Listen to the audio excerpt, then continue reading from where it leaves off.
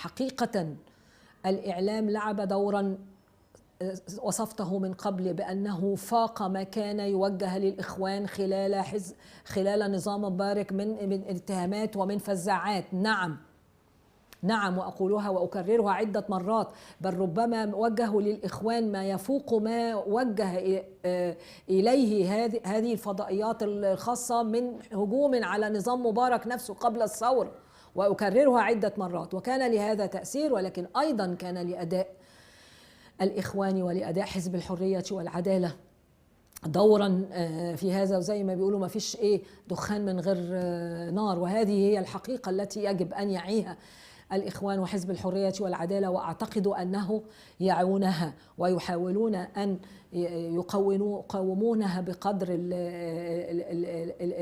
الإمكان. أحد هذه الأمور أنه قد آن الأوان أن يحدث تمايز بين حزب الحرية والعدالة وجماعة الإخوان المسلمين.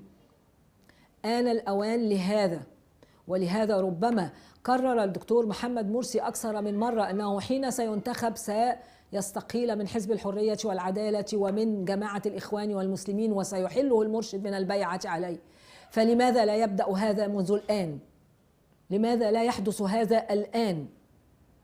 الأمر الثاني وهو أن حزب الحرية والعدالة طولب وجماعة الإخوان المسلمين طولب من الكثيرين بالتزامات وتعهدات وتطمينات،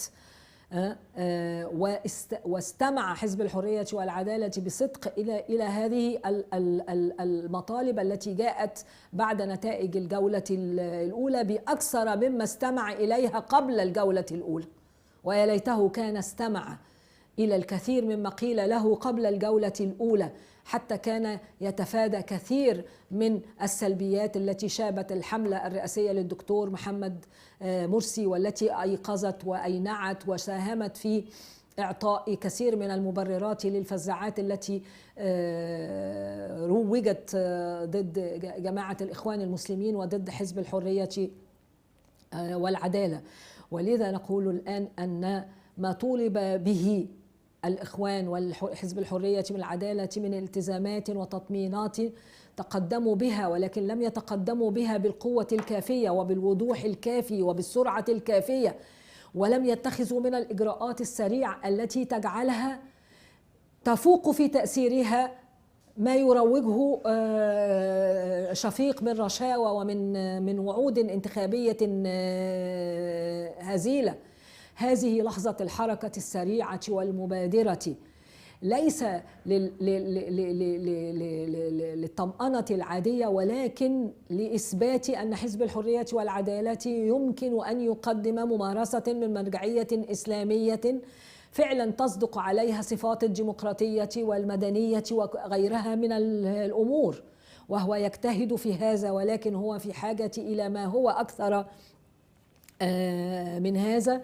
ولعل اللحظة التي جاءت مع إصدار الأحكام ضد مبارك وعصابته كانت تستوجب هذه الحركة السريعة منهم. حقيقة القوى السياسية الأخرى زايدت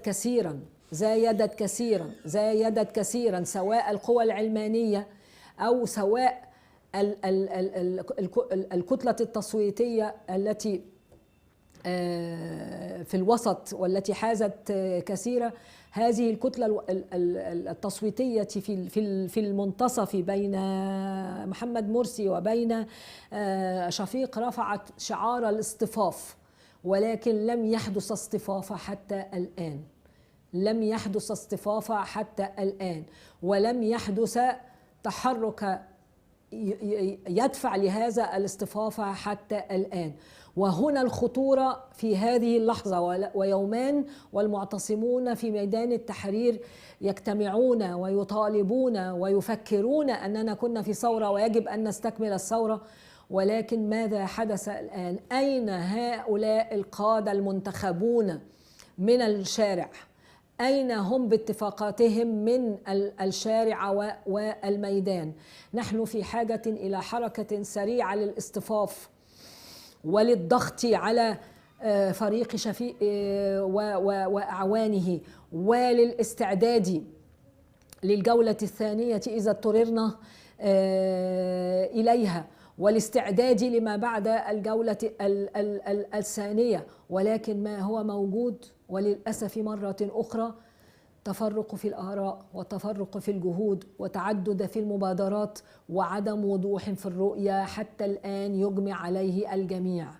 فبرجاء هذا الاصطفاف سريعا سريعا سريعا، ويتحمل الجميع مسؤوليتهم، وعلى رأسهم الإخوان وحزب الحرية والعدالة والكتلة التصويتية والدكتور عبد المنعم أبو الفتوح والكتلة التصويتية وحمدين صباحي وغيرهم من الرموز الوطنية التي دخلت الانتخابات أيا كان نصيبها من الوطن والاصطفاف وتنحية المصالح والتحيزات الإيديولوجية ضرورة ضرورة ضرورة. والسلام عليكم ورحمة الله وبركاته.